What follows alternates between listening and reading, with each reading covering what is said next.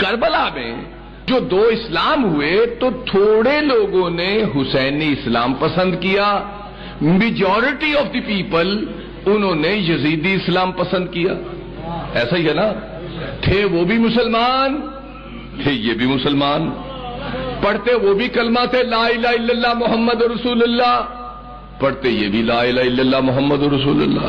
مفتی ادھر بھی تھے، مفتی ادھر بھی تھے، حافظ ادھر بھی تھے، حافظ ادھر بھی تھے. تو معاملہ کیا ہوا؟ پتہ چلا اسلام دو ہوئے.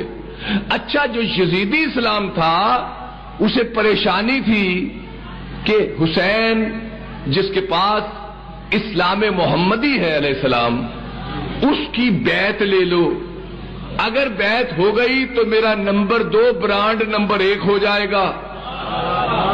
مگر محمد کا بیٹا یہ کیسے ہو سکتا تھا کہ نمبر 2 اسلام میں اپنی کوئی چیز ملا دیتا؟ اس لیے کہ 1,24,000 انبیاء کی محنت کے وارث تو حسین ہے،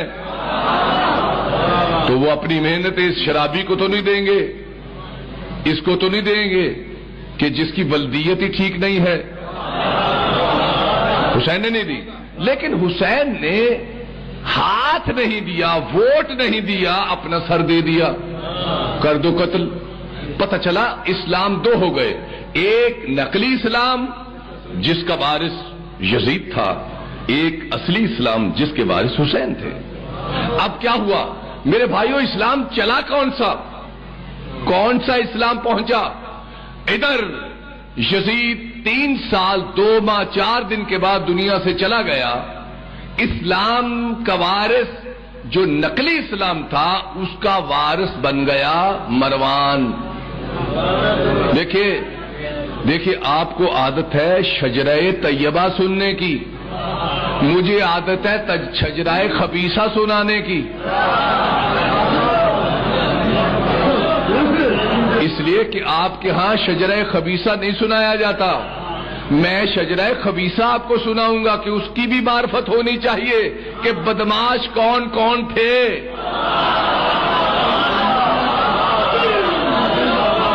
اور ان بدماشوں کو کون سے بدماش مولوی ہیں جو انگریزی میں رضی اللہ بنانا چاہتے ہیں.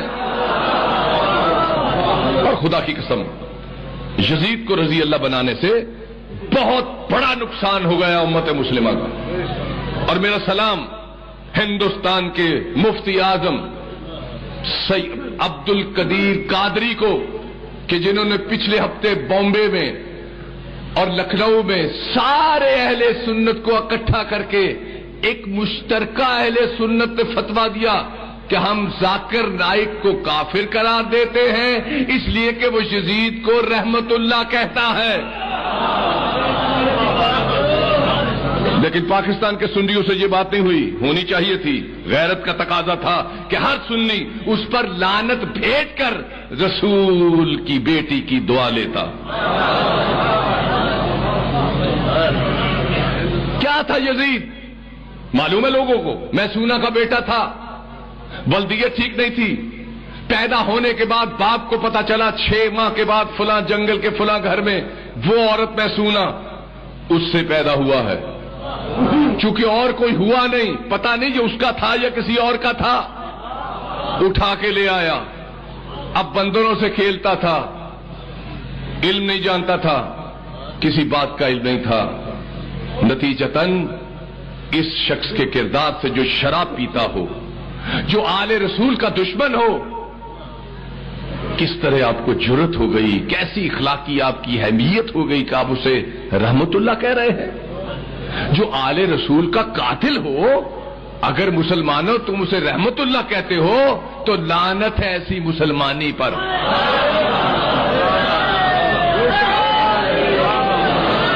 میرا سلام ہندوستان کے اس قادری علامہ کو کہ جس نے اپنی غیرت کو ساتھ رکھتے ہوئے اہل سنت کی عزت بچا لی. اب پاکستان کے اہل سنت کو بھی چاہیے کہ اس پر فتویٰ جاری کریں. اگر یہ فتویٰ جاری نہیں کرتے تو روز قیامت ہم رسول کے دربار میں مجرم ہوں گے. اس لیے کہ اگر اس کو کافر کہو گے، اس کو خارج اسلام کہو گے تو یقیناً